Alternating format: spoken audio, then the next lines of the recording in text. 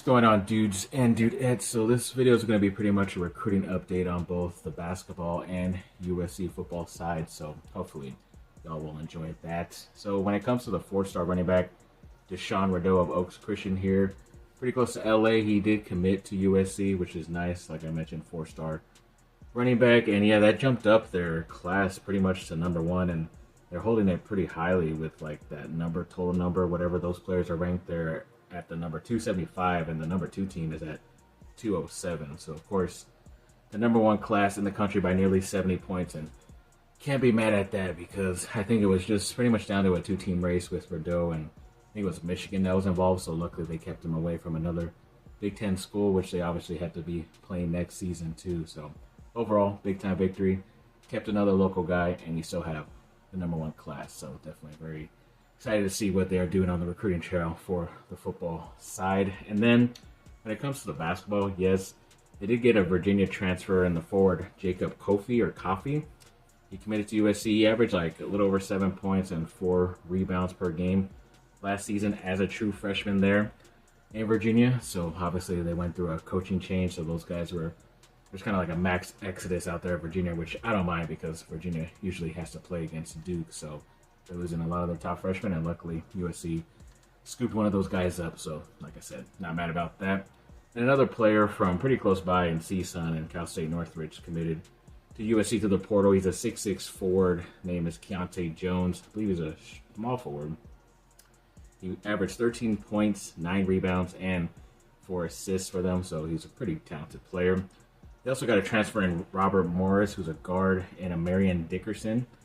And he's like a 6'7" junior, and he averaged over 13 points and nearly 6 rebounds a game. So, yeah, he's pretty tall for a guard size at 6'7", but they probably want to do what Duke did this last season, get some very tall, athletic, long guys, and hopefully they can both shoot and play defense. And then we'll see how this transfer portal class goes for USC, because basically like 90% of their class or roster this last season was transfer portal guys. So hopefully that's a little bit cut down and they get more of those guys from high school, but either way, we'll see how that ends up going. And speaking of one of those guys from high school, I believe he's a 5-star small forward in Braden Burries. He's down to 5 schools and put USC in there. He's also a native of Riverside, California. He's a number 11 overall player in the ESPN 100, so a pretty local guy to where I am. So like I say, hopefully he ends up going to USC and he can be a local hero out there for that basketball team.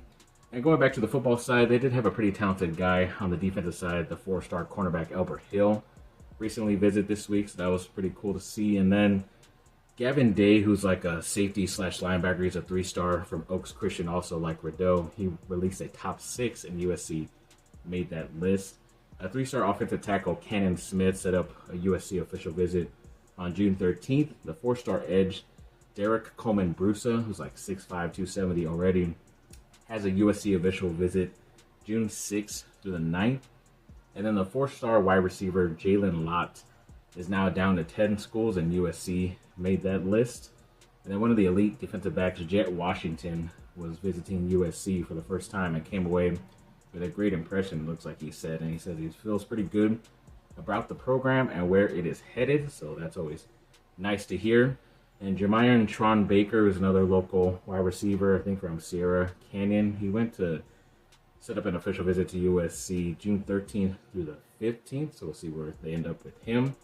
Apparently USC is among the top 3 finalists for a Texas defensive lineman, Tiki Hola. So yeah, hopefully they can get another talented 3-star defensive lineman. And then another 3-star edge player, Kamarian Johnson, released a top 8, and USC made that list too. So yeah, they're making a lot of top lists. They're gonna hopefully get a lot of these guys, and I don't know, they keep saying it's gonna be 30 guys, which is a little bit more than the average amount of high school guys you bring in yearly, but they might end up bringing like 35, 40. You just never know. But yeah, there is no limit now to how many guys you can bring. So we'll see where that ends up going. And back to the basketball side, yes, sadly, one of their better players last year, Wesley Yates, is entering the transfer portal according to his people, which sucked because he averaged like 14 points for them, and like I said, it was one of their better players, but tough to see him go. And then another USC guard, Kevin Patton Jr., who was one of those recent transfers, entering the portal. So he didn't really play last year, so I'm not really worried about losing him, excuse me, as much as Yates, but either way, it's another spot to fill up. So hopefully they can. And then on the football side, they did finally lose a running back, Marion Peterson. He left like a nice note before he entered the portal. But yeah, they have like 4 or 5 guys like right now that was including him, and then that did not include the 2 guys coming. They might have already showed up on the earlier part of spring, but they also could be coming during the summer. So it's going to be a crowded room. So you already knew one of those guys that have been at USC is going to leave. So he's the first guy, and hopefully there's no more departures in that running back room. And then there was a player, his name is Corey Washington from Wichita State, if I'm not mistaken. He released the top 6 schools, and USC made that list. I know some of these transfer guys, I was going through and I had a lot more guys plugged in here, but then I looked them up just in case before I made this video, and it said a lot of them were already committed somewhere else who had like USC in their final school. So if that happens with some of these guys, my apologies, but like I said, I'm just working with what I can here. Another player from Western Kentucky, the transfer Don McHenry, set up a Zoom visit to USC or with USC, and he's like a 6'2" guard out of Milwaukee, and he averaged like 17 points, 3 rebounds, and like 2 assists. So of course, as I recorded this video yesterday on Sunday, today Monday morning, and all this other stuff during the day, there was a lot more recruiting news and updates for the football and basketball side, so I'm gonna throw that in there real quick. So right there early in the morning, it was a commitment that I was waiting for yesterday, but of course it had happened Monday morning, where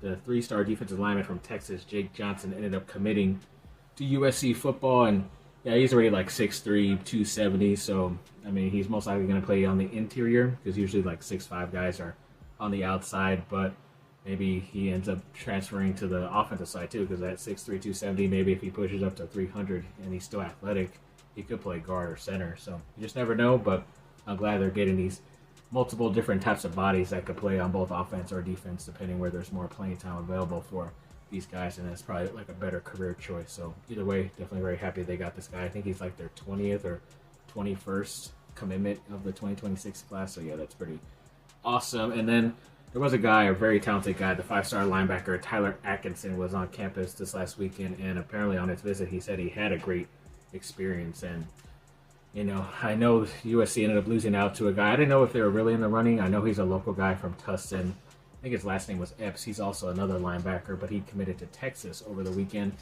And I don't know, maybe he committed there because he kind of heard that Atkinson is looking to go to USC, or liked what he saw, so he's probably going to commit at some point in the near future. So that's all I can hope for. Like I said, I would love USC to get every local guy, but if there is a guy close enough who is still very talented and is still going to commit and want to come to USC, then you still go after that guy.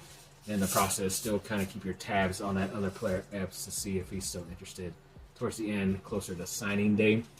Then when it comes to the basketball side, yes, they ended up signing or getting a transfer from Georgetown, a forward, and Drew Fielder, who's like 6'11". He's a sophomore, averaged a little over 7 points, a little over 5 rebounds per game this season. And going through a lot of the guys recently, the measurements that they got in the transfer portal, the 6'10" Virginia transfer, Jacob Kofi, who was a 4-star, number 54 overall in his recruiting class, obviously 6'11", Georgetown.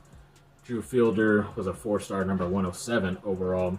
And then the 6'7" Robert Morris transfer, Amarian Dickerson, was a Horizon League Defensive Player of the Year. So yeah, that's a big time get. And then they have that 6'6" Cal State Northridge transfer, Keontae Jones, was an all Big West first team selection. So like I said right there at the end, it says size and athleticism, and that's basically the blueprint as to what Coach Sean Shire wanted to do this season, to where you get, you know, guys, your shortest guy is going to be 6'5", 6'6", who I think was Sion James on the team this year, and then you're going to be able to defend, still shoot threes, still play very well, and contribute and win as a team, have a lot of ball movement and the flow and all that stuff in the offense, and it worked out really well. They got to the Final Four. So hopefully Eric Musselman, the head coach of USC, is trying to work in that blueprint, and we'll see what ends up happening for this transfer team and whoever ends up leaving. And speaking of people leaving, yes, there was a forward and Jalen Shelley who was entering the portal away from USC, and I believe he was one of their like 1 or 2 recruitments that they got in last year's high school roundup. So yeah, it sucks that you're not able to keep another high school guy on your roster, but hopefully that means he felt they're going to bring in somebody else at his position, and so they're making room for another person to come in, whether that's high school or maybe Fielder was a guy at his position that he felt he's not going to get any playing time next year. So hoping that it ends up getting settled. As of right now, it seems like Musselman is going to have to end up using the portal a bit more often than what he wants to, but hopefully they can get a couple more guys in the high school ranks. And I believe that somewhere in this video, I think I might have cut it right there where I was talking about KJ Lewis, the forward from Arizona, where he had interest from USC, but I believe he ended up signing with Georgetown. So I think I'm most likely going to cut that out so you don't have to hear me talk about it again after I'm just telling you about it right now. But you see a little quick glitch, and that's probably the reason why. So yes, continue the rest of the video, please. Another pretty talented guy, a Maryland transfer, Rodney Rice, who I believe is a guard, says he's heard from a bunch of schools since entering the portal, and USC is one of those. And then Grand Canyon transfer Duke Brennan has heard from a lot of schools, and USC was on that list too. So yeah, very cool to see.